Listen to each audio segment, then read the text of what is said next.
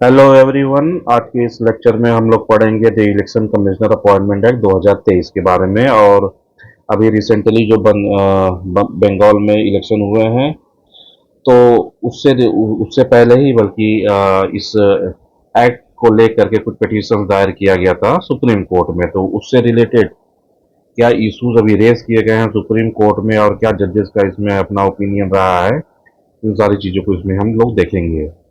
तो जो election commissioner appointment act 2023 है, ये वो एक्ट है जिसके जरिए सेंट्रल गवर्नमेंट ये निर्धारित करती है कि कौन इलेक्शन कमिश्नर अपॉइंट होगा, और इसमें इसको लेकर के सारे प्रोसीजर इसमें मेंशन है। तो जो पिटीशन दायर किया गया है इलेक्शन कमिश्नर अपॉइंटमेंट एक्ट 2023 के प्रोसेस को लेकर के कि उसमें जिस तरीके से अपॉइंटमेंट किया जा रहा है इलेक्शन कमिश्नर का, तो वो ठीक नहीं है। इन सब चीज़ों को जो पिटीशन अभी दायर किया गया है, वो एजेंसी है association for democratic reform, that is the ADR. तो एडीआर वो एजेंसी है जिसने ये पिटीशन फाइल किया है, और साथ ही साथ एक एक्टिविस्ट है जिनका नाम है जया ठाकुर। ठीक है, ये एक लीगल और सोशल एक्टिविस्ट है। इन्होंने भी एक लीगल एक ये एक लीगली इसको चैलेंज किया है इस एक्ट को। तो की आर्गुमेंट इसमें इसमें जो लॉ को लेकर के किया गया है वो है excessive control to the political executive over the appointment. तो पॉलिटिकल एग्जीक्यूटिव कौन होता है? पॉलिटिकल एग्जीक्यूटिव बेसिकली हम बोलते हैं काउंसिल ऑफ मिनिस्टर्स को। तो काउंसिल ऑफ मिनिस्टर्स का अगर इंटरफियरेंस होगा जुडिशियल, अगर अगर काउंसिल ऑफ मिनिस्टर का अगर इंटरफियरेंस अगर ज़्यादा होगा इलेक्शन कमिश्नर्स के अपॉइंटमेंट में, तो ये सीधे सीधे इस बात को रिफ्लेक्ट करता है कि कहीं न कहीं जो भी इलेक्शंस होने हैं उसमें जो गवर्नमेंट है उसका इंटरफियरेंस बहुत ज़्यादा होगा, अगर इलेक्शन कमिश्नर के अपॉइंटमेंट में इंटरफियरेंस इनका ज़्यादा होता है काउंसिल ऑफ मिनिस्टर का। क्यों? क्योंकि पॉलिटिकल एग्जीक्यूटिव कौन है?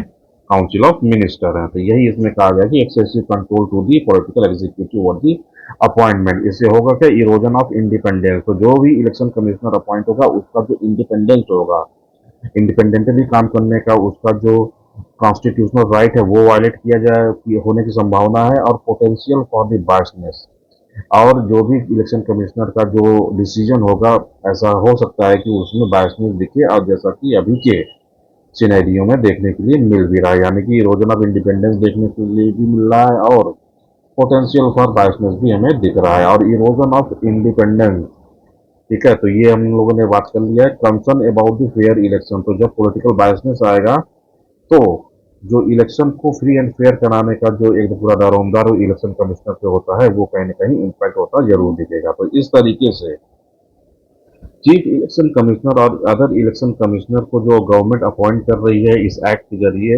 इलेक्शन कमिश्नर अपॉइंटमेंट एक्ट 2023, कहीं न कहीं प्रॉब्लम इस एक्ट में ही हमें दिख रहा है। ठीक है, तो इसमें सुप्रीम कोर्ट का जो मेन ऑब्जर्वेशन रहा है वो ये रहा है कि temporary role of the CJI. तो सीजीआई का जो पहले जो एक रोल रहा करता था जिसको इस एक्ट के जरिए हटा दिया गया है, वो एक कोर्ट का कहना है कि एक टेम्पोररी रोल था वो। ठीक है, तो court observe that the involvement of chief justice of India in the appointment process was mean to be temporary, यानी कि चीफ जस्टिस ऑफ इंडिया जब उस कमिटी के जब अपॉइंटमेंट प्रोसेस में जब इन्वॉल्व थे चीफ जस्टिस ऑफ इंडिया, तो उसमें जो कमिटी होती थी उसमें चीफ जस्टिस ऑफ इंडिया उसके मेंबर हुआ करते थे, और वहां से सारी उस कमिटी से सारा प्रोसेस होते हुए फिर फाइनली किसी एक इंडिविजुअल को नियुक्त कर दिया जाता था, क्या? Chief election commissioner. लेकिन इसमें हुआ क्या? Court stated that the arrangement was valid only until the parliament made a law under article 324 two of the constitution. तो कोर्ट ने इसमें ये कहा कि सीजेआई का जो उपस्थित होना या मेंबर होना उस कमिटी में, वो एक टेम्पोररी मेजर था। वो एक टेम्पोररी मेजर इसलिए था क्योंकि ये सिर्फ तभी तक वैलिड था जब तक कि गवर्नमेंट कोई एक्ट ना पास करे किसके लिए? चीफ इलेक्शन कमिश्नर या इलेक्शन कमिश्नर के अपॉइंटमेंट के लिए। तो जैसा कि हम लोगों ने अभी पीछे देखा, ये जो एक्ट है कि इलेक्शन कमिश्नर अपॉइंटमेंट एक्ट 2023 ये जब पास कर दिया गया, तो क्योंकि ये एक्ट अब आ गया है 2023 में, तो अब चीफ जस्टिस ऑफ इंडिया की आवश्यकता नहीं है इस कमीशन में, इस उस कमिटी में, जिसके जरिए चीफ इलेक्शन कमिश्नर या इलेक्शन कमिश्नर का अपॉइंटमेंट होता है। क्यों? क्योंकि अब उस एक्ट में जो जो प्रावधान रहेगा, उस एक्ट के जरिए इलेक्शन कमिश्नर और चीफ इलेक्शन कमिश्नर का अपॉइंटमेंट होगा। तो valid until the future arrangement act for the parliament law. तो ये जो फ्यूचर अरेंजमेंट का प्रावधान था वो ये कहता है कि एक्ट 2023 में बन गया तो अब अपॉइंटमेंट कमेटी में चीफ सीजीआई का होना जरूरी नहीं है। ठीक है, क्योंकि पार्लियामेंट ने उससे रिलेटेड लॉ को बना दिया है। तो 23rd कॉन्स्टिट्यूशन बेंच का जो जजमेंट रहा है 2023 में, जो कॉन्स्टिट्यूशन बेंच का जो जजमेंट रहा है और जो केस वो रहा है, उसका नाम है अनूप बरनवाल जजमेंट। ठीक है, तो इसमें हुआ क्या है, March 23 the Supreme Court delivered its judgement in Anoop Barnwal versus Union of India case. Anoop Barnwal versus Union of India वो केस है जिसमें मार्च 2023 में सुप्रीम कोर्ट ने जजमेंट अपना डिलीवर किया। और ये जो जजमेंट है, उस जजमेंट में reforming the election Commission appointment, यानी कि जो इलेक्शन कमीशन का जो अपॉइंटमेंट है उसके प्रोसेस में रिफॉर्म की आवश्यकता है, ये कोर्ट ने कहा है। तो appointment of chief election commissioner किया जाना है इस एक्ट से, और इलेक्शन कमिश्नर का किया जाना है। ठीक है, तो इसमें should be made by the committee. तो अब ये जो होना है, ये कमिटी के जरिए अपॉइंटमेंट होगा चीफ इलेक्शन कमिश्नर का और इलेक्शन कमिश्नर का। तो इसके जो मेंबर अभी हैं वो है प्राइम मिनिस्टर, और उसके बाद leader of opposition in the Lok Sabha. ठीक है, और चीफ जस्टिस ऑफ इंडिया पहले हुआ करते थे इस एक्ट से पहले, तब जा करके फिर सक्सेसफुली एक चीफ इलेक्शन कमिश्नर ऐसे अपॉइंट किए जाते थे जो कि अनबायस होते थे और जिनका मेन था कि उनको अपने कॉन्स्टिट्यूशनल राइट्स का उपयोग करते हुए फ्री एंड फेयर इलेक्शन को कंडक्ट कराना है। लेकिन ठीक है, 2023 के एक्ट में क्या हुआ कि चीफ जस्टिस ऑफ इंडिया को हटा दिया गया। अब चीफ जस्टिस ऑफ इंडिया को हटा करके यहाँ पे किसको लाया गया, किसी भी कैबिनेट मिनिस्टर को इंट्रोड्यूस कर दिया गया। तो reason behind the judgment ensuring the integrity, तो इस तरह integrity aim to reduce the government monopoly over the appointment to the election commission. ठीक है, तो इसमें जो कोर्ट ने कहा है कि गवर्नमेंट की जो मोनोपोली है अपॉइंटमेंट ऑफ इलेक्शन कमीशन पे, इसे खत्म किए जाने की या फिर कम करने की आवश्यकता है। The court believe that the election commission must have independence. Election commission जो है उसके पास इंडिपेंडेंस होना चाहिए, और अगर political executive council of minister या प्राइम मिनिस्टर या किसी कैबिनेट मिनिस्टर का अगर अपॉइंटमेंट में रोल ज्यादा होगा तो उसकी इंडिपेंडेंस जो है वो कहीं ना कहीं कम होगी, उसकी न्यूट्रलिटी भी कहीं ना कहीं कम होगी, जिसकी वजह से बायसनेस आएगा और ऑनेस्टी पे भी क्वेश्चन मार्क उठता रहेगा। ठीक है, तो argument made by the petitioner the executive control and election commission independence. तो जो भी पेटिशनर्स रहे हैं उन्होंने आर्ग्यूमेंट दिया है किस चीज पर, कि एग्जीक्यूटिव का जो कंट्रोल है और इलेक्शन कमीशन का जो इंडिपेंडेंस है, ठीक है, ये दोनों ही लीगली वैलिड नहीं है। ठीक है, फियर ऑफ एग्जीक्यूटिव कंट्रोल, इसमें क्या सीनियर एडवोकेट विजय अंसारिया, इन्होंने क्या आर्ग्यू किया कि constitution framers never intended the CEC to become the prime minister's man.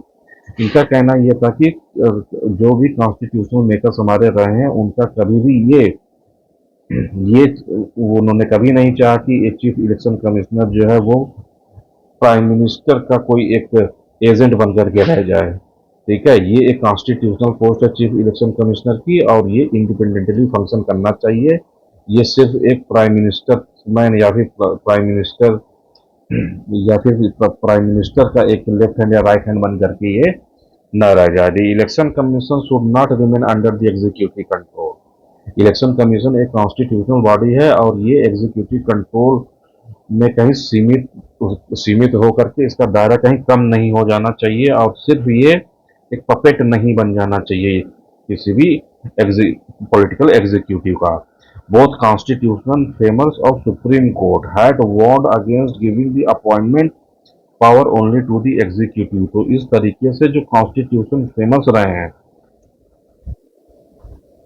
तो कॉन्स्टिट्यूशन फ्रेमवर्क और सुप्रीम कोर्ट दोनों ने ही वार्न किया है इंटायर गवर्नमेंट को और पूरे सिस्टम को कि चीफ इलेक्शन कमिश्नर का जो अपॉइंटमेंट है वो सोलली एग्जीक्यूटिव के हाथ में नहीं होना चाहिए। Need for independent election commission, election commission जो होना चाहिए वो इंडिपेंडेंट होना चाहिए। इसको लेकर के इन जो आर्गुमेंट किया गया वो ये है कि फ्री एंड फेयर इलेक्शन अगर चाहिए तो उसके लिए इलेक्शन कमीशन का इंडिपेंडेंट होना बहुत जरूरी है।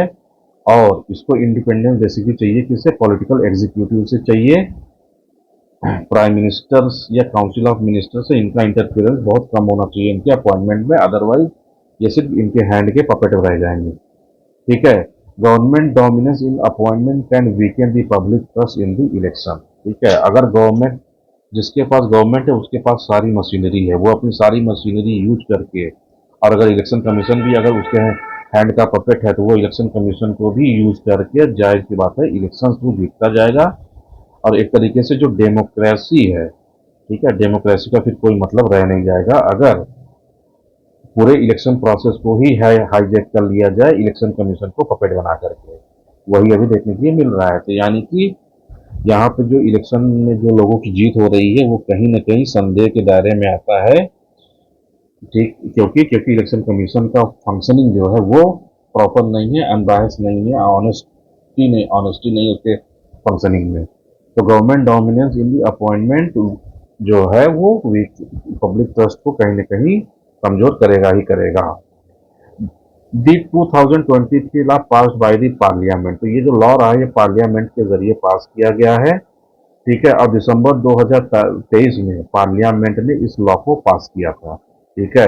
ये law replace the chief justice of India with the union cabinet minister of the selection committee. तो सिलेक्शन कमिटी से चीफ जस्टिस ऑफ इंडिया को बाहर कर दिया गया और कैबिनेट मिनिस्टर को इसमें इंट्रोड्यूस किया गया। ठीक है। तो कंपोजिशन जो अब नई कमिटी का रहा है उसमें है prime minister of India, union cabinet और लीडर ऑफ अपोजिशन। तो ये दो लोग जिस पे अपनी सहमति जता देंगे उसका फिर appointment as a chief election commissioner होना ही होना है। तो अभी जो सबसे पहले फर्स्ट अपॉइंटमेंट जो हुआ इस एक्ट के अंतर्गत वो है ज्ञानेश कुमार अभी के, जो चीफ इलेक्शन कमिश्नर हैं और जो शुरू से ही बहुत ही संदेह के दायरे में रहे हैं। ठीक है। तो लीगल चैलेंज और parliaments power in the election Commission appointment, तो क्या लीगल चैलेंजेस है और पार्लियामेंट पावर और इलेक्शन कमीशन अपॉइंटमेंट ये कैसे एक दूसरे को इम्पैक्ट कर रहे हैं ये यहाँ पर हम लोग देखते हैं। तो court questions during the hearing, तो हियरिंग के दौरान जो है कोर्ट ने कुछ क्वेश्चन पूछे। वो क्वेश्चन कुछ इस तरीके से हैं कि parliament's power to make a law, justice posed Dipankar Datta. तो सबसे पहले तो पार्लियामेंट्स पावर के बारे में क्वेश्चन यहाँ पर किया गया है कोर्ट के जरिए कि क्या पार्लियामेंट के पास ये पावर है कि ऐसे किसी लॉ को वो बना पाए। ठीक है। Did parliament have the constitutional power to make such law, क्या ऐसी कोई अथॉरिटी है पार्लियामेंट के पास कि वो इस तरीके के लॉ को फ्रेम करे और जिसमें कि जो है गवर्नमेंट खुद अपने अपने आप को ही मेजोरिटी में रखे कि एक मेंबर प्राइम मिनिस्टर हो गया कमिटी में, दूसरा कोई कैबिनेट मिनिस्टर हो गया और जो लीडर ऑफ अपोजिशन है उसको आप जो माइनॉरिटी में डाल दीजिए। ठीक है। तो इस तरीके से अपने आप को या अपने मनमाने तरीके से जो लॉ बनाया जा रहा है, क्या पार्लियामेंट के पास ये अथॉरिटी है, कॉन्स्टिट्यूशन क्या पार्लियामेंट को ऐसे लॉ बनाने के लिए अथोराइज करता है। Could the court force parliament to make law only in specific manner.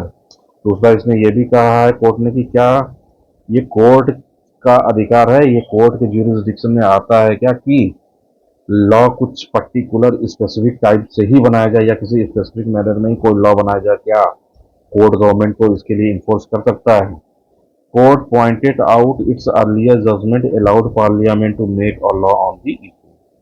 Earlier judgment में कोर्ट ने अलाउ किया था पार्लियामेंट को कि ये इस पर अपना लॉ बना सकता है। एडिशनल आर्ग्यूमेंट जो पिटिशनर के जरिए दिया गया वो है concern over the return of the executive dominance. तो इसमें जो मेन डोमिनेंस जो मेन इशू रहा है वो है एग्जीक्यूटिव डोमिनेंस का। इसमें इशू है कि जो एग्जीक्यूटिव पॉलिटिकल एग्जीक्यूटिव है वो डोमिनेट कर रहे हैं इसके अपॉइंटमेंट में। Senior advocate Gopal Shankar Narayan. तो गोपाल शंकर नारायण ये सीनियर एडवोकेट हैं कहाँ के, सुप्रीम कोर्ट के। इन्होंने कहा कि not only the removal of the CGI from the committee, the real issue is the appointment again again under the executive influence. इनका कहना है कि मसला ये नहीं है कि सीजीआई को रिमूव कर दिया गया है, मसला इसमें जो ओरिजिनल है वो ये है कि एग्जीक्यूटिव जो है वो बहुत ही बड़े पैमाने पे चीफ इलेक्शन कमिश्नर और इलेक्शन कमिश्नर के अपॉइंटमेंट को इम्पैक्ट कर रहा है, जिसका सीधा इम्पैक्ट जो है इलेक्शन के फेयरनेस पे होगा, और इलेक्शन का कहीं फेयरनेस जो है वो कहीं ना कहीं कंप्रोमाइज होगा। तो election Commission appointment should not be control by the government of the.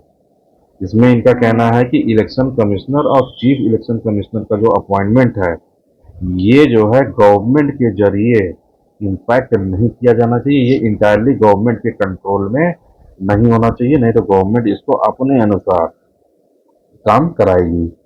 तो लेजिस्लेटिव वैक्यूम बिफोर 2023, 2023 से पहले वो लेजिस्लेटिव एक वैक्यूम था, क्योंकि उस वक्त इनके अपॉइंटमेंट के लिए कोई भी लॉ नहीं था। तो president appointed the chief election commissioner और election commissioner on the advice of prime minister. तो प्राइम मिनिस्टर के एडवाइस पे चीफ इलेक्शन कमिश्नर और इलेक्शन कमिश्नर का पहले अपॉइंटमेंट होता था, जब तक 2023 वाला लॉ नहीं आया था। Supreme court describe this as a temporary और स्टॉप गैप अरेंजमेंट। तो उसमें जो सीजीआई का जो कमिटी में बैठना इस लॉ के पहले, इस एक्ट के पहले जो एक प्रोविजन था वो एक टेम्पोररी प्रोविजन था, क्योंकि उस पर कोई लॉ नहीं था। तो सुप्रीम कोर्ट ने यह कहा वो टेम्पोररी सिस्टम था, ठीक है, system that continued for nearly 7 decades due to convenience. तो कन्वीनियंस की वजह से उस चीज को जो कंटिन्यू किया गया, बाकी लॉ को तो का आना वो जस्टिफाइड है, जो लॉ लाया गया वो जस्टिफाइड है। अब उस लॉ के अंदर अगर कोई प्रोविजन में प्रॉब्लम है तो उस पर कोर्ट का क्या कहना है। Purpose of the court judgment, Anoop Barnwal judgment try to fill this legislative vacuum, create independent process until parliament a law. तो अनूप बरनवाल का जो जजमेंट है उसने ये कहने का प्रयास किया कि लेजिस्लेटिव वैक्यूम जो पहले क्रिएट था उसको independent process until parliament law. तो वो सिर्फ इसलिए था कि एक लेजिस्लेटिव जो वैक्यूम था उसको फिलअप करने के लिए वो था कि सीजीआई जो है वो कमेटी में बैठते थे, तो सीजीआई प्राइम मिनिस्टर और लीडर ऑफ अपोजिशन ये रहा करते थे। उसके ये जो सिस्टम था ये बेसिकली उस गैप को फुलफिल करने के लिए था, उस वैक्यूम को फुलफिल किए जाने के लिए था, ठीक है। तो उसके बाद फिर जो है अब हम लोग ये देखते हैं कि आर्टिकल 24 क्या कह रहा है, अब क्या है इंस्टीट्यूशनल इंडिपेंडेंस। तो इम्पोर्टेंस ऑफ आर्टिकल 324 ये है कि election commission give the election commission to conduct the free and fair election और पार्लियामेंट्री इलेक्शन, साथ ही साथ presidential and vice presidential election. तो आर्टिकल 324 से इलेक्शन कमीशन को ये पावर देता है कि वो free and fair election conduct करवाए, पार्लियामेंट्री इलेक्शन जो है उससे रिलेटेड जो भी कुछ चीजें हैं उसको कंडक्ट करे, साथ ही साथ प्रेसिडेंशियल और वाइस प्रेसिडेंशियल इलेक्शन को भी ये कंडक्ट करे। Importance of institutional independence, the cases raises the important question regarding the separation of power. तो जो भी अभी तक इंस्टीट्यूशनल इंडिपेंडेंस को लेकर के अरेंजमेंट किया गया है उसमें जो प्रॉब्लम आ रही है वो सेपरेशन ऑफ पावर की आ रही है, यानी कि पावर जो है वो जो लेजिस्लेचर, एग्जीक्यूटिव और जुडिशरी के अंतर्गत जो पावर्स का सेपरेशन है वो कहीं ना कहीं डिस्टर्ब हो रहा है। इंडिपेंडेंस ऑफ कॉन्स्टिट्यूशनल बॉडी भी यहाँ पर प्रॉब्लम में है। जो कॉन्स्टिट्यूशनल बॉडीज हैं उनका जो इंडिपेंडेंस है खासतौर से इलेक्शन कमीशन का, ये कहीं ना कहीं कंप्रोमाइज हो रहा है। और पार्लियामेंट और जुडिशरी के बीच में जो बैलेंस होना चाहिए किसी भी लॉ के फॉर्मुलेशन को लेकर के या एक्ट को पास करने के लिए, वो कहीं ना कहीं डिस्टर्ब हो रहा है। साथ ही साथ जो प्रोटेक्शन ऑफ डेमोक्रेटिक इंस्टीट्यूशन है जैसे कि इलेक्शन कमीशन, ठीक है, तो ये जो डेमोक्रेटिक इंस्टीट्यूशन है इसको जो कॉन्स्टिट्यूशनल प्रोविजंस के जरिए प्रोटेक्शन मिला था वो कहीं ना कहीं डिस्ट्रॉय हो रहा है, ठीक है। तो इस तरीके से ये लेक्चर यहीं पे समाप्त होता है। Thank you so much.